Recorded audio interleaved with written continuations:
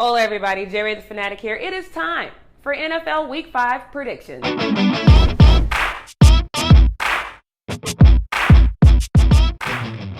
Don't forget to check me out every week at jerrythefanatic.com. We have a live call-in podcast every Tuesday, 7:30 on Rabble.tv. And don't forget to click the link below and subscribe. All right, so let's get right to it. New York is going to Green Bay to face the Packers. Not a lot to talk about here, except for Odell Beckham Jr. says he is no longer going to behave like a 6-year-old child. It's not exactly what he said. I'm paraphrasing, but that's what he meant. New York Giants head coach says there's no merit to the fact that the Giants said they would either bench or suspend Odell if he continued his antics, and Odell said he had heard nothing like that before having this revelation that he was being kind of a twat. So, all on his own, I'm just a little curious to see if he can maintain that because it's kind of funny. I somewhat enjoy it. I'm not even going to lie. But let's just see if we can start the tears early. Odell, I'm predicting you're going to lose by 14. Anything?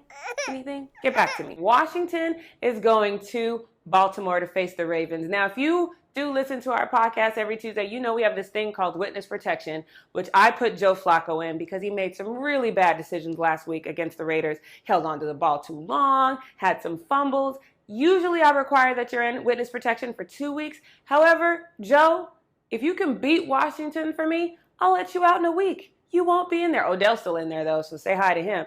But nonetheless, I will let you out early if you can beat Washington, and I am counting on you doing that. I have Ravens by 7. Okay, now let's get to the game that really matters, besides Cowboys, of course.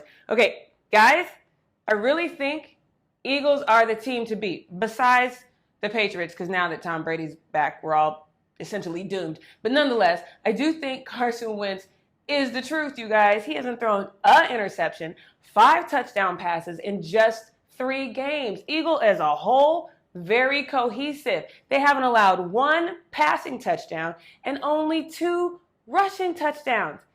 I'm sorry, Detroit, but this looks really, really bad for you guys. I would love to see you pull this out, but I'm going Philly by 14. Maybe 24, maybe a shutout. I don't know.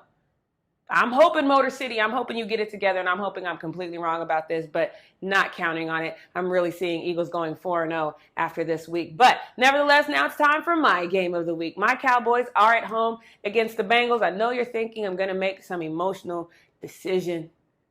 You're probably right, but let's get to the unemotional facts. Tyron Smith, Dan Bailey, both limited in practice, both suffering from a back injury. If Dan Bailey cannot play, our backup, Jeff Heath,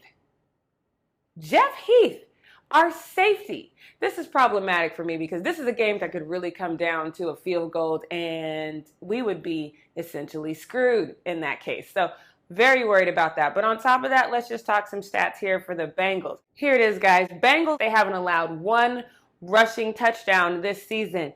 As a whole, even though their record doesn't really reflect it, they're a pretty good defensive team. This could be problematic for Zeke and Dak. However, I am counting on our 4 saviors, Dak Prescott, Cole Beasley, Jason Witten, and Zeke. I am counting on a win.